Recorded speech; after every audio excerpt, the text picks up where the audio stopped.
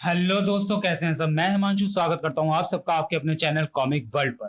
तो चलिए दोस्तों, शुरू करते हैं अभिशप्त का चौथा और अंतिम भाग, या फिर तब करेगा डोगा के जुनून का लावा, भाग जो तुम्हें खाक में मिला देगा। मेरी भाप तुम्हारे लावे को भी बुझा सकती है डोगा, और तुम्हें भी।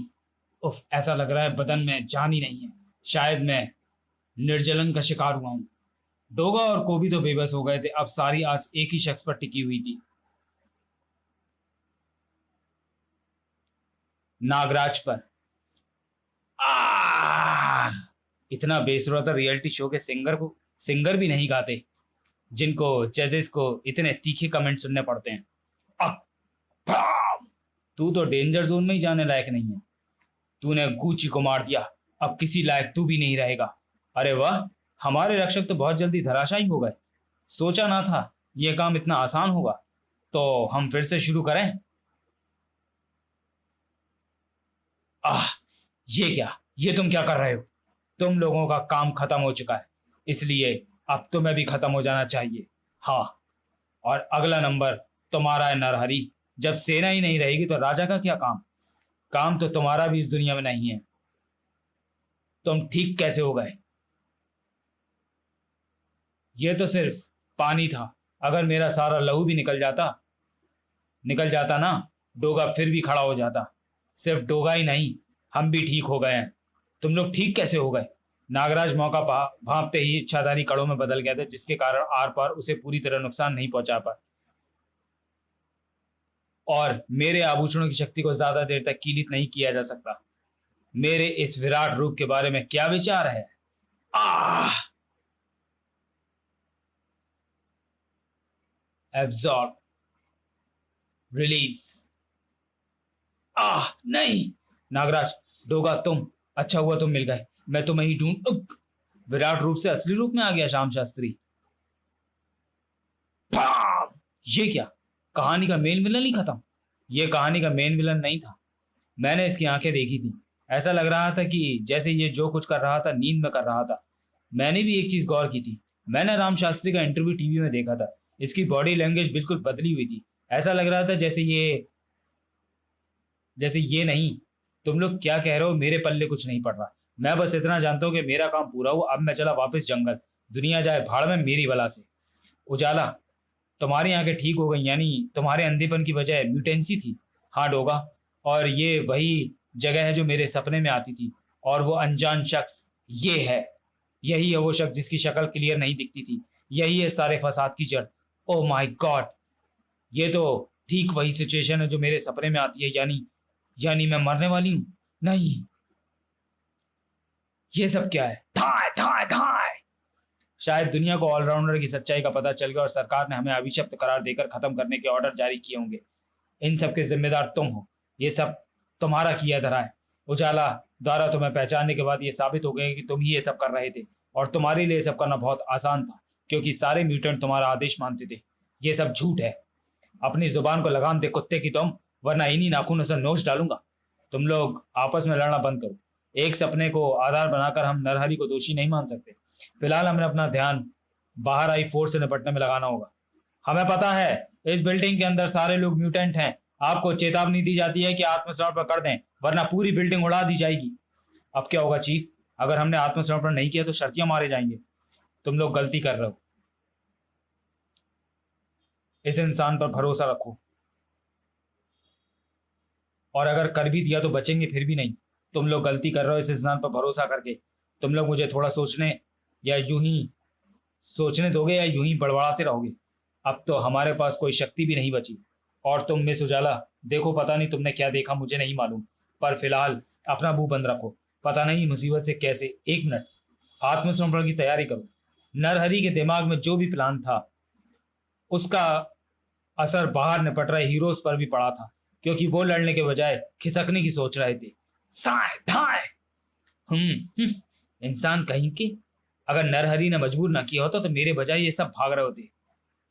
पता नहीं नरहरी इस सिचुएशन को कैसे हैंडल करेगा, पर फिलहाल यहां से निकलना मजबूरी है, वरना बेगुनाह म्यूटेंट मारे जाएंगे। रैट रैट रैट, साए धाए धाए धाए धाए। उजाला को अपने साथ नहीं ला सकता था, वरना इन गोलियों की बौछार से वो हरगिज नहीं बच सकती थी। हीरोज तो निकल गए थे, अब बारी म्यूटेंट्स की थी। म्यूटेंट से जुड़ी एक और सनसनीखेज घटना प्रकाश में आई। एक गुप्त रिपोर्ट के अनुसार पुलिस फोर्स ने ऑलराउंडर नाम की प्लेसमेंट कंपनी पर छापा मारा है। बताया जाता है कि इस कंपनी द्वारा नियुक्त सारे कर्मचारी म्यूटेंट हैं। हालांकि अभी इसकी आधिकारिक पुष्टि नहीं हो पाई है, पर नागराज डोगा और एक भेड़िया प्राणी वहां से निकल भागने से तथा कई अजीबोगरीब प्राणियों को मिलने से यही साबित होता है कि म्यूटेंट्स की सारी गतिविधियों का केंद्र ऑलराउंडर ही है। इससे पहले यह बात साबित हो चुकी है कि मशहूर फुटबॉल प्लेयर जॉन और एटीएस चीफ गॉब्लिगर भी म्यूटेंट थे। नागराज और डोगा को देखने वाले प्रत्यक्षदर्शियों का कहना था कि उनका शरीर विकृत हो चुका था, जो उनकी म्यूटेंसी बढ़ने का सबूत है। पूरी मुंबई की जनता में आक्रोश है। म्यूटेंट्स का बहिष्कार करने के लिए लोग सड़कों पर निकल आए हैं और आगजनी कर रहे हैं। लोगों में नागराज डोगा और बाकी म्यूटेंट्स के लिए गुस्सा है। वो बर्थ डिफेक्ट और पेट्स डिफेक्ट के लिए इन म्यूटेंट्स को जिम्मेदार मान रहे हैं। ये म्यूटेंट्स को समाज के लिए अभिशाप मान रहे हैं।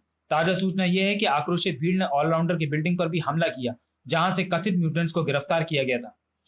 इस बात पर और प्रकाश डालने के लिए हम एक बार फिर स्वागत करना चाहेंगे प्रोफेसर भास्कर का। माफ कीजिएगा, इस बार प्रोफेसर राम शास्त्री अनुपलब्ध होने के कारण उपस्थित नहीं है। प्रोफेसर साहब, पिछले दिनों जो कुछ हुआ इस बारे में आपकी प्रतिक्रिया? मेरे विचार से बिना किसी सबूत से के एक इतनी बड़ी कंपनी पर आरोप लगाना सही नहीं है। पहले साबित होने दो कि वो म्यूटेंट हैं। और रही बात नागराज और डोगा के विकृत होने की, तो मैं यही कहूंगा कि ये पैट्स डिफेक्ट का असर है। इस पर इतनी हाय तौबा मचाने की जरूरत नहीं है। ये तो थे प्रोफेसर भास्कर के विचार, पर मुंबई के लोगों के विचार इनसे ज्यादा अलग हैं। वो अब म्यूटेंट्स को बख्शने के मूड में बिल्कुल नहीं है। इस रिसर्च सेंटर में बंद किया गया सभी म्यूटेंट्स को खत्म कर दो इनको, वरना ये हमारी पीढ़ियां बर्बाद कर देंगे। हे भगवान, इन लोगों के इरादे नेक नहीं लगते। नेक नहीं है, अब क्या होगा? तू तो सपने में आगे की चीजें देख लेती है ना। 2 घंटे सो जा, खुद ही पता चल जाएगा। तुम बकवास बंद। ओह नो, क्या हुआ? खुद देख लो, ये क्या हो रहा है? हमारा रूप बदल रहा है, हम भी म्यूटेंट बन रहे हैं। मेरे सपने के सच होने की शुरुआत हो गई। अब इसका असर धीरे धीरे पूरी दुनिया में दिखने लगेगा। हे भेड़िया देवता, ये सब क्या है? उजाला ने जो कहा था वह सच होने वाला है। ये लोग आक्रामक हो रहे हैं। शायद भय और आश्चर्य ने इनकी बुद्धि को प्रभावित किया है। इनको रोकना होगा, मगर कैसे? हमें तो ये भी नहीं पता कि ये सब कर कौन रहा है। उफ, इनको रोकना मुश्किल है। मेरे पास इनका इंतजाम है। अब थोड़ी देर तक ये लोग कोई नुकसान नहीं पहुंचा पाएंगे। तब तक हमें मुख्य अपराधी तक पहुंचने का रास्ता निकालना होगा। मैंने राम शास्त्री से लड़ते हुए महसूस किया था कि उसकी बॉडी लैंग्वेज बदली हुई थी, और अभी थोड़ी देर पहले टीवी देखने के बाद मुझे याद आ गया कि वो कौन था। लेकिन अब जानने का फायदा ही क्या है? अब तो समय ही नहीं बचा तुम्हारे पास। बहुत सस्पेंस हो गया। अब क्लाइमैक्स तक कहानी पहुंच गई है और विलेन ही गायब है। ये कोई बात हुई? तो मैंने सोचा कि चलो तुम्हारी मौत से पहले तुम लोगों को यह बता दूं कि सारा मामला क्या है। मैं हूं इन सारे षड्यंत्रों का सूत्रधार। वैसे हमारी मुलाकात ऑलराउंडर की बिल्डिंग में ही हो गई थी, राम शास्त्री के रूप में। वो बेचारा तो निर्दोष था, मुफ्त में मारा गया। बस उसकी गलती ये हुई कि समय से पहले मेरा राज जान गया। मैंने अपना माना समझ उसके अंदर डाला था और फिर वो मैं बन गया था। हम दैत्य हैं, तुमसे कहीं बेहतर जीव। फिर भी सदियों से पाताल में छुपकर रहना पड़ता था। वजह थी देवता तुम पर ज्यादा ही मेहरबान थे।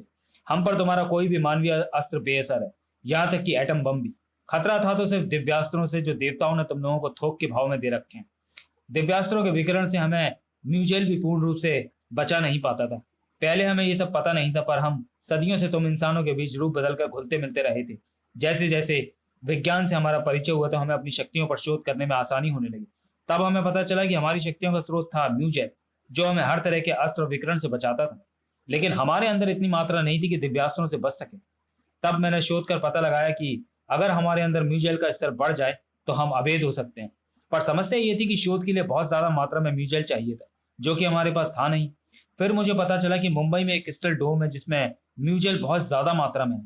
मैंने उसे तोड़ने की कोशिश की, पर सफल नहीं हुआ। उसे तोड़ने के लिए भी दिव्यास्त्र की जरूरत थी, जो हमारे पास नहीं था। फिर मुझे पता चला कि काल केतु कोबी के बारे में। मैंने कोबी पर हमले करवाए और उसे गदा का आह्वान करने पर मजबूर किया।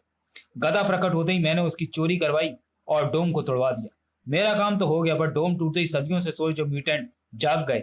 मेरी दिलचस्पी इनमें बढ़ गई। मैंने उन 9 से दोस्ती कर ली। वो अपने गद्दार राजा की खोज में थे। उनकी कहानी जानकर मेरे आश्चर्य का ठिकाना नहीं रहा। मैंने उन पर शोध किया, तब मुझे पता चला कि उनके अंदर भी म्यूचुअल था। उसी वक्त मैंने फैसला कर लिया कि मैं तुम इंसानों को अपनी म्यूचुअल फैक्ट्री बनाऊंगा। मैंने शोध शुरू तो किया, पर कुछ गड़बड़ हो गई, जिससे मुंबई में पेट्स डिफेक्ट और बर्थ डिफेक्ट की घटना हुई और तुम लोग सक्रिय हो गए। मैंने तुम सबका ध्यान मोड़ने के लिए उन 9 म्यूटेंट्स की मदद की और तुम लोगों पर भी इल्जाम लगवाए। लेकिन अब इसकी जरूरत नहीं रही। देखो, सारी दुनिया म्यूटेंट में बदलने वाली है। अब मेरे दैत्य साथी भी इस जंग में कूदेंगे जो मानवों के बीच छुप कर रहते हैं। उससे पहले मैं तुझे राख का ढेर बना दूंगा। तेरे दोनों कानों के बीच कुछ है या नहीं? मैंने कहा था इंसानों के बनाए कोई भी घातक अस्त्र मुझ पर बेअसर है। इंसानी अस्त्र बेकार है ना, दिव्यास्त्र तो नहीं। अब को भी तुझे दिव्यास्त्र से ही खत्म करेगा। हे भेड़िया देवता मदद! मैं तुम्हें एक बात तो बताना भूल ही गया, मैंने अपने शरीर में म्यूजल का स्तर बढ़ा लिया है।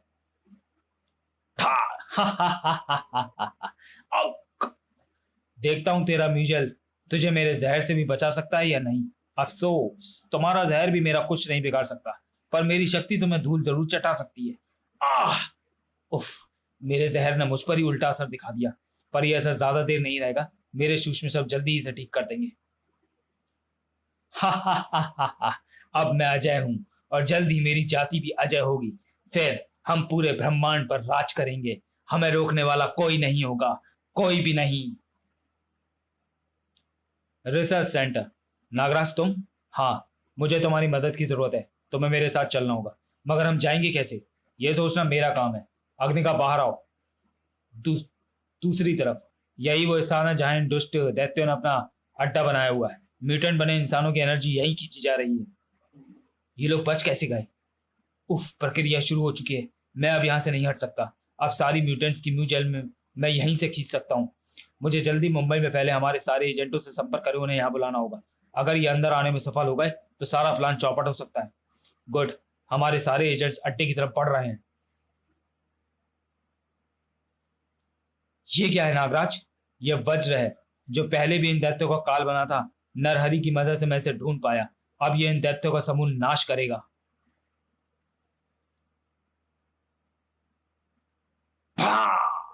दैत्यों का किस्सा हमेशा के लिए खत्म। वज्र ने सारी म्यूचुअल खत्म कर दी होगी, मगर नागराज, मुंबई वासी जो म्यूटेंट बन गए उनका क्या होगा? उन पर म्यूचुअल का असर खत्म हो गया होगा, क्योंकि उनकी सारी म्यूचुअल भास्कर ने खींच ली थी। देखो, हम भी ठीक हो गए। भास्कर को क्यों भूल रहे हो? उस पर दिव्यास भी बेअसर था, ऑलराउंडर में। अगर आज तुम तीनों नहीं होते तो हमारी कम्युनिटी मिटा दी जाती। मैं तुम्हारा एहसानमंद हूँ। वो सब छोड़ो, मुझे तो ये बताओ कि तुम लोगों को छोड़ कैसे दिया गया? डीएनए टेस्ट में साबित नहीं हुआ कि हम डीएनए टेस्ट में साबित नहीं हुआ कि हम म्यूटेंट्स हैं, क्योंकि राम शास्त्री ने हमारी म्यूचुअल खींच ली थी, जिससे हम नॉर्मल हो गए थे। तो क्या चीफ, हम हमेशा के लिए नॉर्मल हो गए? तो क्या मैं फिर से अंधी हो जाऊंगी? नहीं स्वीटी, बाकी मुंबई वासी तो हमेशा के लिए ठीक हो गए, पर हमारे साथ ऐसा नहीं होगा, क्योंकि हम काफी समय से म्यूचुअल के संपर्क में हैं। अभी भले ही हमारे अंदर म्यूचुअल नहीं है, पर कुछ दिनों में वो खुद ही बनना शुरू हो जाएगा। कुछ कहा नहीं जा सकता, हो सकता है इसका तुम पर कुछ अलग प्रभाव पड़े। ये तो वक्त बताएगा मिस उजाला। लेकिन तुम फिक्र मत करो, अब तुम हमारी प्लेसमेंट कंपनी के लिए काम करोगी। हम उसका कोई ना कोई हल निकाल लेंगे। थैंक्स सर, पर तुम्हारा इस तरह से म्यूटेंट्स को प्लेस करना कहाँ तक सही है? इस तरह तो तुम आम इंसानों से उनका हक छीन रहे हो। नहीं डोगा, यह कंपनी किसी भी तरह से इंसानों का हक नहीं छीन रही। हमारी कंपनी सिर्फ उन्हीं क्षेत्रों में प्लेसमेंट देगी या दे रही है जहां साधारण इंसानों का काम करना उनके लिए भी खतरनाक है। और फिर ये सारे ऑलराउंडर्स अपने निजी स्वार्थ के लिए काम नहीं करते। इनके काम में जितना फायदा इन्हें नहीं होता, उससे कहीं ज्यादा समाज को होता है। मुझे लगता है नरहरि ठीक कह रहे हैं। वो सब तो ठीक है, पर वो नौसेना नायक कहाँ है? क्या हुआ उनका? उनकी चिंता तुम मत करो, वो मेरी कैद में है और वो लोग आगे किसी को नुकसान ना पहुंचाए, इसकी जिम्मेदारी मुझ पर है। समाप्त। तो चलिए दोस्तों, वीडियो को यहीं समाप्त करते हैं और मिलते हैं नागराज सीरीज की अगली कॉमिक्स नागराज और सुपर कमांडो ध्रुव का 2-in-1 विशेषांक अवशेष में। तब तक के लिए धन्यवाद।